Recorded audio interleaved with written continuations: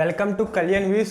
అయితే promo 1, promo 2 analysis ఇదంతా ఏం కాదు. డైరెక్టెడ్గా నామినేషన్స్లో ఎవరెవరు ఉన్నారో ముందు వాళ్ళ పేర్లు చెప్తాను. అండ్ ప్రోమో గురించి మాట్లాడుకోవచ్చు. తర్వాత నామినేషన్ ఎవరెవరికి ఏం వేసారో కూడా వివరంగా మాట్లాడుకోవచ్చు, షార్ట్ అండ్ స్వీట్గా. ఇంకా లేట్ చేయకుండా నామినేషన్స్లో నేను ఫస్ట్ నుంచి చెప్తున్నాను, బేబక్క ఖచ్చితంగా ఉంటుంది నామినేషన్స్లోని. అండ్ అలాగే నాగమణికంట వీళ్ళిద్దరూ ముందు నుంచి ఉన్నారని మనందరికీ తెలుసు. వీళ్ళిద్దరూ నామినేషన్స్లో పక్కాగా ఉండబోతున్నారు. అండ్ ఎవరెవరు నామినేట్ చేశారో అది కూడా చెప్తాను.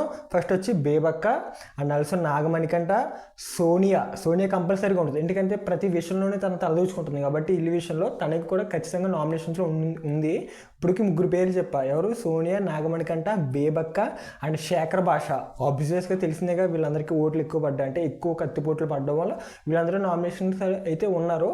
శేఖర్ భాష తర్వాత విష్ణుప్రియ, పృథ్వీరాజ్ వీళ్ళైతే ఉన్నారండి ఇప్పుడు నామినేషన్స్లో. దాదాపు మనం చూసుకుంటే 6 ఉన్నారు నామినేషన్స్లో. ఈ 6లో ఒకరైతే ఫస్ట్ వీక్ ఎలిమినేట్ అవుతారు. క్లియర్ కట్ చెప్తున్నా, ఫస్ట్ వీక్ ఎలిమినేట్ అయ్యేది మ్యాక్సిమం బేబక్కనే. రాసి పెట్టుకోండి. కావాలంటే వీడియో మీరు ఆ వీక్ ఎలిమినేట్ అయిన తర్వాత ఈ వీడియోస్ చూసుకోండి. నేను 100% జెన్యున్గా చెప్తున్నా, అందులో డౌటే లేదు. అండ్ మోర్ ఓవర్ పృథ్వీరాజ్ అసలు కంటెస్టెంట్ ఉన్నాడా లేకపోతే స్క్రీన్ స్పేస్ ఉండట్లేదా, మన ఎడిటర్ ఏమైనా చేస్తున్నాడా అన్నది ఏం తెలియట్లా. అసలు మాట్లాడినట్టు గట్టిగా స్టాండ్ తీసుకుని వాయిస్ రైస్ చేసినట్టు అసలు కొంపలో ఉంటున్నాడో ఏం చేస్తున్నాడో నాకైతే తెలియట్లా. అంటే ఒక కంటెస్టెంట్గా ఏమో చెప్తామేమో కానీ అసలు మనోడు ఉన్నాడా ఇంట్లో అన్నట్టు నాకైతే ఇప్పటికీ కూడా అసలు ఉన్నాడా అన్నట్టు అనిపిస్తుంది. సో అది చేయకుండా ఇంకా ప్రోమో 1, ప్రోమో 2 అనాలిసిస్ అని పెద్ద ఎక్కువసేపు వాడడం అదంతా కాదు, సింపుల్గా చెప్తా. ప్రోమో 1 మీరు చూసినట్లయితే ప్రోమో 1లో ముగ్గురు చీఫ్గా అయితే అయ్యారు కదా, నిఖిల్ అండ్ యస్మి అండ్ అలాగే నైనిక. వీళ్ళ ముగ్గురు అయితే చీఫ్గా అయితే అయ్యారు. వాళ్ళకి మెడలో ఒక దండ వేసి, వాళ్ళ ముగ్గురిని పూలదండ సంథింగ్ ఒక దండ వేసి ఒక కుర్చీలో అయితే కూర్చోబెట్టారు. నామినేషన్ ప్రక్రియ అయితే స్టార్ట్ అయింది. సో కత్తులతో అంటే గుచ్చడం సంథింగ్ ఇలా వాళ్ళ ఫోటోల మీద గుచ్చడం, ఇది నామినేషన్స్ ప్రక్రియ. అండ్ వీళ్ళు పాయింట్లు చెప్తారు, వ్యాలిడ్ పాయింట్స్. అక్కడ వాళ్ళ ముగ్గురు జడ్జెస్ లాగా. ఇంకా ఎలా అనుకుంటే అలాగా నామినేషన్ ఎపిసోడ్ మీరు చూడాలనుకుంటే ఇప్పుడు ఇది హాట్స్టార్లో అయితే లైవ్లో అయితే స్ట్రీమ్ అవుతుంది. ఇప్పుడు నామినేషన్స్ ఎప్పుడు అయితే స్టార్ట్ అయింది లైవ్లో. కావాలంటే వెళ్ళి చూసేయండి. నన్ను చూసి నామినేటెడ్ కంటెస్టెంట్స్ పేర్లు మాత్రమే చెప్తున్నా. ఈవినింగ్ ఎపిసోడ్ చూసిన తర్వాత ఫుల్ రివ్యూ అయితే ఉంటుంది.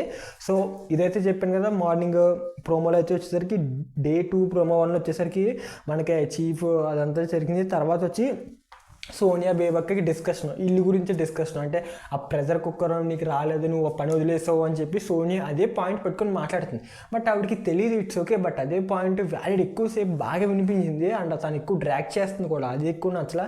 అండ్ తర్వాత మార్నింగ్ ప్రోమోలో మనకి సోనియా వర్సెస్ ప్రేరణ అయితే ఇంకా మామూలుగా అయితే లేదు. ఇంకా ప్రేరణ నిన్నటి వరకు, అంటే నిన్నటి ఎపిసోడ్లో ప్రేరణ కూడా అసలు స్క్రీన్ స్పేస్ లేదు, తను కూడా మాట్లాడింది లేదు, గట్టిగా ఏం చేసింది లేదు. బట్ ఈ ప్రోమోలో అయితే వేరే లెవెల్ అబ్బా. ఇంకా నువ్వెవరు నాకు చెప్పడానికి అన్న డైలాగ్తో వేరే లెవెల్ అనిపించింది. సో ఎవరి పాయింట్ కరెక్టో ఎవరి పాయింట్ రాంగ్ అన్నదే మనం ఫుల్ ఎపిసోడ్ చూసిన తర్వాత అర్థమవుతుంది. ఇన్ఫ్యాక్ట్ లైవ్లో కూడా కొన్ని కట్ చేస్తాడు, ఎందుకంటే లైవ్ చూసిన ప్రతి ఒక్కరు మళ్ళీ ఎపిసోడ్ చూడాలంటే వాడికి బోర్ కొడుతుంది. సో లైవ్లో కొన్ని కట్ చేసి అయ్యి మనకి ఓన్లీ టెలికాస్ట్ అప్పుడే వేస్తాడు. సో క్లియర్ అయింది అనుకున్నా. ఇదైతే ప్రోమో 1 అనాలిసిస్ సింపుల్గా చెప్పేసా. ఇంకా ప్రోమో 2 వచ్చేసరికి ప్రోమో 2లో మనకి ఫస్ట్ నాగమణికంట పడుకుంటాడు, కుక్కలు బావు నడిస్తే sleeping. And more over Nagamanikanta reactions అయితే నాకు అస్సలు నచ్చట్లా. అంటే మనోడు ఏంటి అమాయకుడా లేకపోతే కావాలనే ఆ బిహేవియర్ ఎలా ఉంటుందా ఏంటి నాకైతే అర్థం కావట్లేదు. అంటే ఒక మెచ్యూర్డ్ మ్యాన్ బిహేవియర్ ఎలా ఉంటుంది అలా కాకుండా ఒక ఆడపిల్లల అంటే సంథింగ్ నాకెందుకు అలా అనిపించింది.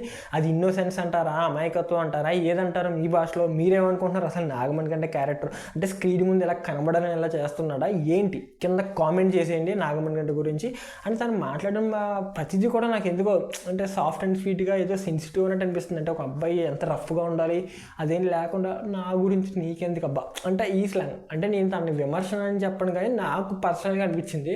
మన ఫ్రెండ్స్తో ఎలా షేర్ చేసుకుంటాం అలా నేను మీతో షేర్ చేసుకుంటున్నా. సో ఇది నాగమణికంట వ్యవహారం అయితే. అండ్ నాగమణికంట రేషన్ కొంచెం తెలిసిందిగా మనోడు ఫస్ట్లో అప్పుడు ఎలిమినేట్ అవుట్ చేస్తారంటే అందరూ నాగమణికంటకే వేసారు ఓట్లు. మనోడికి రియాలిటీ అర్థమైంది, వెళ్ళిన రోజులు ఎంతమంది ఉన్నారు ఎట్రా బాబు నాకు వ్యతిరేకంగా, ఇప్పుడు నేను ఎలా డిఫెండ్ చేసుకోవాలి, ఇప్పుడు ఎలా మాట్లాడాలి అనేదో సంథింగ్ జరిగింది. సో తర్వాత వచ్చి అఫ్రీద్ వేసాడు. అఫ్రీద్ ఎవరికి వేసాడు? నాగమణి కంటకి వేసాడు. అఫ్రీద్ అంటే మళ్ళీ ఎవరు అనుకుంటారు, నబీల్ అఫ్రీద్. అదేనండి, నాకు అఫ్రీద్ అంటే మా ఫ్రెండ్ ఒకటి అఫ్రీద్ ఉన్నాడు, అందుకని చెప్పి నేను అఫ్రీద్ అంటే నాకు పేరు గుర్తుంటుంది అని చెప్తున్నా. నబీల్ అఫ్రీద్, నబీలో సంథింగ్. మనోడు ఓట్లు వేసాడు. ఏమని వేసాడు? నువ్వు ఎవరితో కలవలేదు, నీ రోజు వచ్చింది, నువ్వు నాతో మాట్లాడింది లేదు, ఒంటరిగా ఏదో నీ బతుకేదో నువ్వు బతుకుతున్నావు. అయితే మనోడు అన్నాడు నాగమణి కంట, నేను పాటలు పాడుకుంటానంటే నువ్వు పాటలు పాడడానికి బిగ్ బాస్కి వచ్చావని అడిగాడు. అది కరెక్ట్ పాయింట్. అండ్ అందరితో కలవాలి, కలిసి తీరాలి. ఎందుకంటే బిగ్ బాస్లో వేరే దారి లేదు. ఇది నీ కొంప అయితే నువ్వు వెళ్ళి నీ రూమ్ వేసుకుని నీ రూమ్లోకి వెళ్ళి నువ్వు విచ్చలవిడిగా పడుకో. బట్ ఇది బిగ్ బాస్ కొంపలో 24 కెమెరాలో ఎక్కడ పడితే అక్కడ ప్రతిదీ కెమెరా పెట్టి నువ్వు అక్కడ మాట్లాడి టాస్క్లు అవి చేయాలి తప్ప ఒక్కడ నుండి పాటలు పాడుకుంటా, జోలి పాటలు పాడుకుంటా, డ్యాన్స్ వేసుకుంటా ఇదంతా అనవసరం. బట్ అక్కడ వ్యాలిడ్ పాయింట్ అనిపించింది. అంటే కొంచెం ఎంత అంతా కొంచెం ట్రై చేయాలి కదా, వాళ్ళ నుంచే ట్రై చేయలేదు అనుకో, అట్లీస్ట్ మనం ట్రై చేయాలి. ఎందుకంటే ఒకే హౌస్లో కుదిరితే లాస్ట్ వీక్ వరకు ఉండాలి. అంటే ఎవరు ఉంటారో ఎవరు పోతారన్నా తెలియదు. గేమ్ని బట్టి వాళ్ళ స్ట్రాటజీని బట్టి చాలా డిపెండ్ అయి ఉంటాయి. సో ఉన్న నాళ్ళు కొంచెం కలిసి ఉండాలి కదా. సో అదైతే కొంచెం మంచి పాయింటే. తర్వాత వచ్చి బేబక్క ఏంటో నాకు అర్థం కాలేదు. అసలు బేబక్క ఎందుకు, అసలు బేబక్క ఏదో మాట్లాడుతుంది. అసలు బేబక్కని చెప్తాను కదా, మ్యాక్సిమం ఒక వీకే ఆవిడకి చెప్తున్నా, నెగిటివిటీ కాదు కానీ తక్కువ ఓట్లు ఆవిడకే పడతాయి.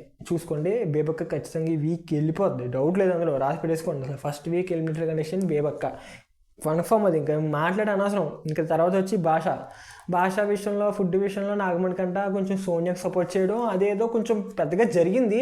బట్ దాన్నే మళ్ళీ భాష నామినేషన్స్ తీసాడు. అక్కడ సార్ట్ అవుట్ అయిపోయింది. మళ్ళీ కలిసిపోయి స్నేహమేరా జీవితం శాశ్వతం అనుకున్నారు, అంతా బాగానే ఉంది.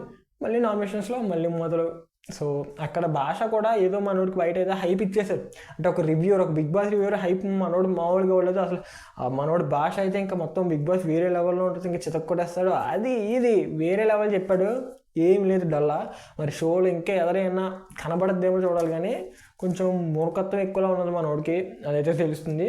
ఇంకా నిఖిల్ వర్సెస్ సీత.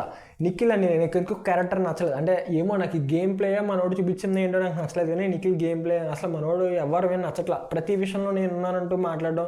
అండ్ నిన్నటి ఎపిసోడ్లోనేమో ఎవరో హిస్మీ మీద లెట్ మీ టాక్ అని లెట్ మీ హ్యాండిల్ అని చెప్పి, అంటే మనోడే స్క్రీన్ స్పేస్ కోసం ఎక్కువ ప్రతి దాంట్లోని ఏలెట్టి దూరుతున్నాడా, లేకపోతే తన కోఇన్సిడెంట్స్కి ఇలాగా నిన్నటి ప్రోమో ఈరోజు ప్రోమోలో కూడా ఎక్కువ మనోడే హైలైట్ అయ్యాడు. అంటే కావాలనా లేకపోతే ఏంటి అంటే ప్రతి దాంట్లో ఉన్నాడు కాబట్టి జనాలు ఎలా గుర్తించుకుంటారు అన్న దాంతో ఏంటో తెలియదు, కానీ నాకైతే పెద్దగా నచ్చట్లా. ఆ పర్సనాలిటీ ఏంటో నాకు తెలియదు, కానీ అంటే అక్కడ 24 అవర్స్లో ఏదైనా జరగచ్చు.